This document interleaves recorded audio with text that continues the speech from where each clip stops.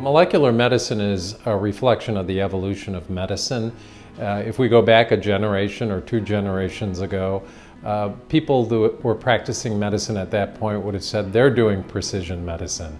And that is because medicine is constantly evolving. It is very important that we implement precision medicine everyday care, not simply to select for a clinical trial. It's very important that we do this early on. We already know that this is one of the key defining moments in the fight against cancer. This is a rapidly evolving field. It evolves by the week, not even by the month. When I was training, CT scans and MRI scans were just becoming available, and that gave us a more precise way to evaluate patients and their disease. So the molecular assays that are now being utilized to help in decision making are just a continuum of that evolution of medicine. With precision oncology, what we do, we identify specific targets within patients' cancer, and we try to target those specifically. So it's not only a personalized, trying to understand the tumor, but also trying to individualize to the particular patient that we are treating with the specific disease.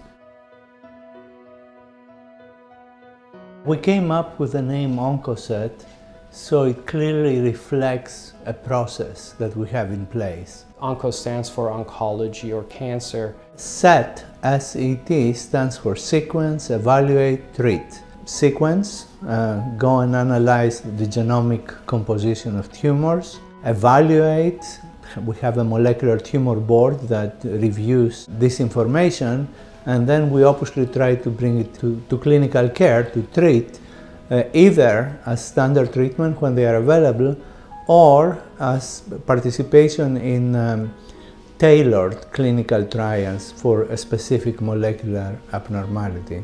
Finding out the genetic changes of a tumor is a last stage thing, is a myth. In fact, many of our disease nowadays, their basic classification and treatment is defined by their genetic test. The idea is that very early on, to understand which category of disease are we dealing with a baseline molecular test, and then our ability to monitor over time to put these different treatments and options in a sequence. The minute you find out you have nodules in your liver, it's a death sentence. Having the Guardant test enabled, it changed my treatment twice. The simpleness, and it's so exact. I didn't have to go through painful biopsies and long tests like MRIs and things like that. And it gave my doctors so much more information. I am 80 days into my treatment. I just had my repeat PET scan, and the nodules are showing a rapid response and very little metabolic activity on the PET scan. Whew, sorry. It's a new chance. I want this treatment. I want more time, and it's giving me that. Everything that you want as a cancer patient, you're going to find out that there's what your options are, and there's going to be a lot more options available to you. With these tests, we get a lot of information. Every tumor that we sequence, there are several different mutations. And it's often challenging for oncologists to figure out which one of these targets are more important and which ones are the ones that they should be going after. We have a molecular tumor board, which in addition to the standard tumor boards that have surgeons and medical oncologists, radiation oncologists, also include experts to help us analyze the genomic information.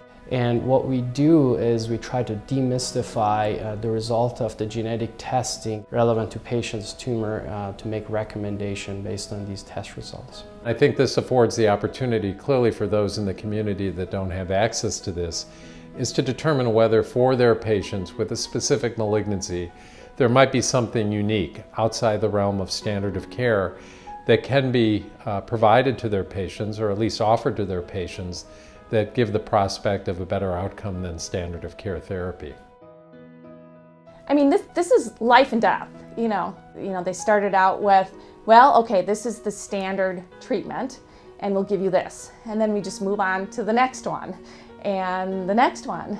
You know, then we ended up with the molecular testing, and then with that, new treatment options opened up for me, and they would not have been available to me otherwise. You are actually targeting the source of the cancer. You're just not, throwing something out there and hoping it sticks. Once you hit that magic mark, like for me personally, I think I've hit it because I have a very high quality of life, and I really believe with all my heart that if it wasn't for this genetic testing, that I would not be here. I absolutely am convinced of that. All tumors are very different from each other. So that's what the OncoSET is trying to accomplish, give specific treatments for the specific tumor of the patient. We think and we hope that we'll find that these kinds of tools not only are available to physicians, but transform the way we take care of patients. The efficiency of precision medicine is not a hypothesis or a belief of us only. It's well proven in the literature that precision medicine is more effective and saves lives. I think this is becoming so much of an urgency from the patient point of view that we do have a responsibility actually to learn, collaborate, and as an organization, I think, come to implementation of this test in practice every day.